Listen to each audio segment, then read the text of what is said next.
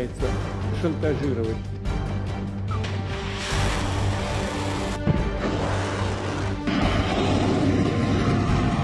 रूस यूक्रेन जंग को 1000 दिन पूरे हो चुके हैं। अब तो अमेरिका में नए राष्ट्रपति भी आने वाले हैं। ऐसे में ये सवाल उठ रहा है कि रूस यूक्रेन जंग आखिर खत्म कब होगी? क्या यूक्रेन पर कब्जे के बाद ही रूसी राष्ट्रपति पुतिन रुकेंगे या फिर कीव पर परमाणु मिसाइल गिरने के बाद यूक्रेनी राष्ट्रपति जेलेंस्की झुकेंगे? खबर बड़ी तेजी से आ रही है कि यूक्रेन के महत्वपूर्ण हिस्सों पर रूस की सेना जबरदस्त तरीके से वापसी कर जमीनों को फिर से वापस ले रही है, जिस पर यूक्रेनी सेना के चलते रूसी सेना पीछे हटी थी। लेकिन अब रूस का रौद्र रूप सामने है। खुद यूक्रेन ने अभी ये जानकारी दी है कि बीती रात यूक्रेन पर रूस ने 1000 से ज्यादा ड्रोन दाग दिए थे, जिन्होंने भीषण तबाही मचाई। अब रूस और यूक्रेन की जंग बेहद खौफनाक अंजाम की तरफ बढ़ रही है। इसकी बड़ी वजह यह है कि यूक्रेन ने अमेरिकी और ब्रिटेन के हथियारों से रूस पर हमला करना शुरू कर दिया है, लेकिन रूस ने उतनी ही ताकत से अमेरिकी और ब्रिटेन की मिसाइलों को गिराने की दया नहीं दिखाई। देखा जाए तो यूक्रेन अब नेटो देशों के हथियारों की बदनामी कराने में जुटा हुआ है। लेटेस्ट अपडेट ये है कि रूस ने यूक्रेन की तरफ से दागी गई और नेटो की तरफ से मिली 8 मिसाइलों को मौत के घाट उतार दिया। रूस का ये पलटवार यूक्रेन को भीतर तक हिला गया है।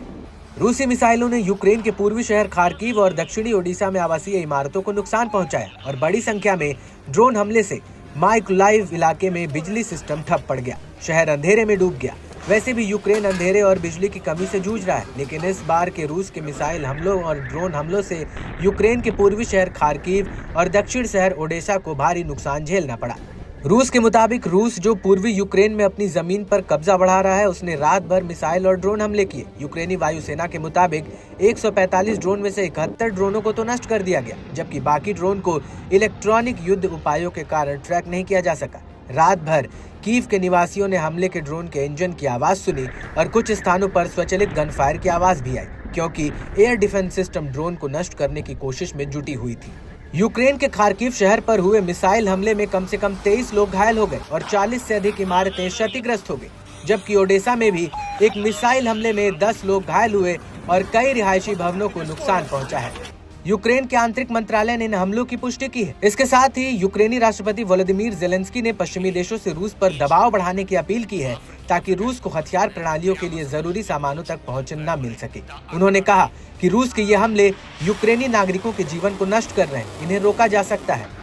रूस ने 2022 में युद्ध की शुरुआत के बाद से यूक्रेन के ऊर्जा बुनियाद ढांचे पर लगातार हमले किए हैं। संयुक्त राष्ट्र ने यूक्रेनी नागरिकों की मौत के आंकड़े लगभग 12,000 तक पहुंचने की पुष्टि की है, जबकि कीव में अधिकारियों का कहना है कि वास्तविक आंकड़े इससे कहीं अधिक हो सकते हैं। इस नए हमले ने यूक्रेनी नागरिकों में सर्दी के मौसम में बिजली संकट की चिंता को फिर से बढ़ा दिया है।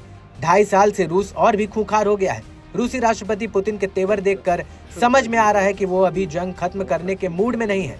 तो दूसरी तरफ विडंबना ये है कि रूस पुतिन के आगे झुकने को तैयार नहीं है। ऐसे में यूक्रेन से तबाही की खबरों का आना बदस्तूर जारी है।